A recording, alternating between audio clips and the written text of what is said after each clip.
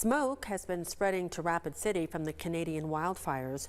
Rapid City officials remind people not all days are as clear as it has been today. The city has an online feature to monitor air quality conditions on their website. Rapid City has had poor air quality conditions during this summer, and these conditions can be monitored on the rcgov.org site.